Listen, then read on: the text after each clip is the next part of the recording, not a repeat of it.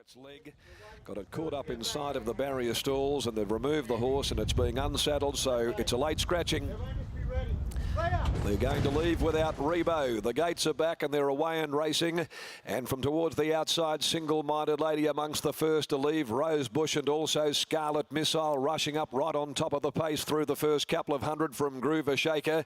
Over on the outside is Distant Trilogy, and then came Your Dreamin' Vignetto, being followed then by, on the inside, Vexatious, who's back there in the field in company with Driftwood Girl. And last of all is None Too Savvy. Single-Minded Lady is about to be headed by Scarlet Missile as they'd neared the 650. Scarlet Missile cruised to the lead now for Carberry and quickly put 2 lengths. Single-Minded Lady a similar margin. Rosebush, Groover Shaker down on its inside. Then the grey Distant Trilogy. Your Dreamin's on the rail, and then wide on the track is Vignetto.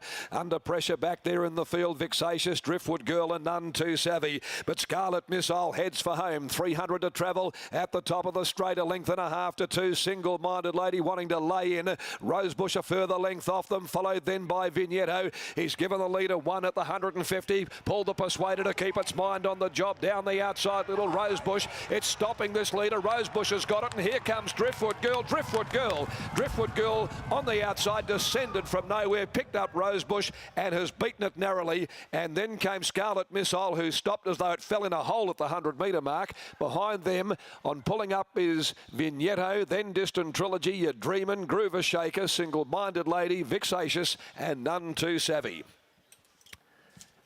Changed rather quickly. The last 100 of the race, Scarlet Missile, Rosebush got to it, and then over the top, Driftwood Girl, Dan Stake. First outing for new trainer Nick Cox. And the Not a Single Doubt mare has scored, coming from well off them. Third last at the top of the straight beat Rosebush.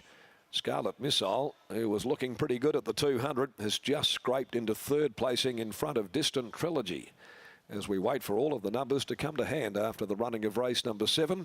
Good result here, though, for Nick Cox, producing Driftwood Girl, who'd sat off the track last start at Northam, was place beaten narrowly to Ameliago. Prior to that, was solid first up.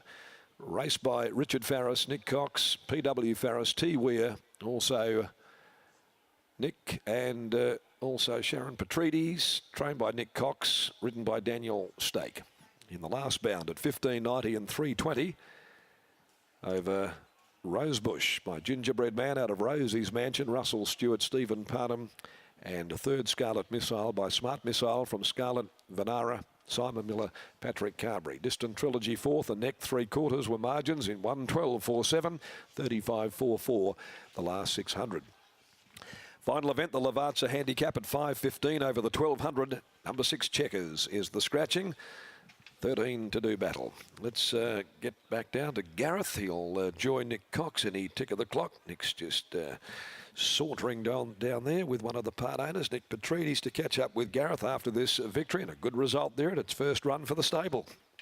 Showed ability, Mac, a Driftwood Girl, and now back with Nick Cox, a bit of a freshen up and gets the job done. Obviously, that was a good effort, Nick. Yeah, I'll have to buy Lindsay a drink now.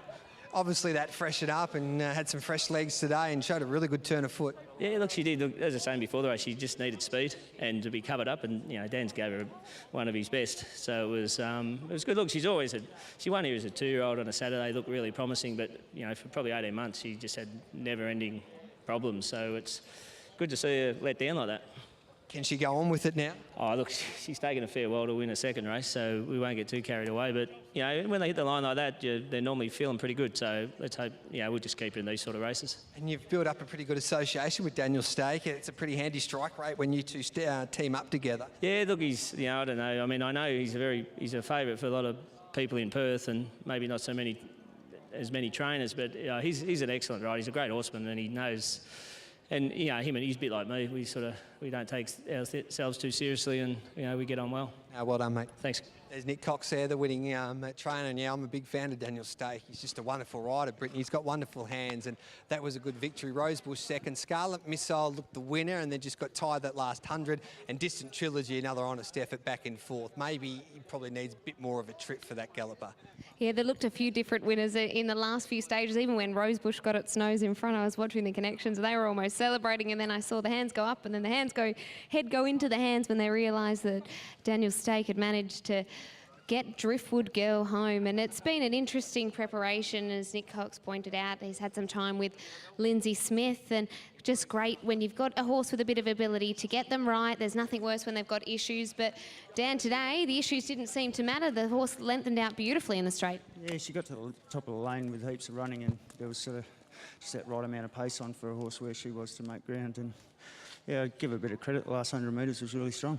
Talk us through it. You drew the outside, had to go back, and the decision just as you're coming around to the corner when to pop her out and expose her to let her run it out. Yeah, I mean, that sort of just that happens, and you know, she, as I said before, there was just the right pace on for her to be able to win from where she was, and it's always going to be a quiet ride and then finish strong.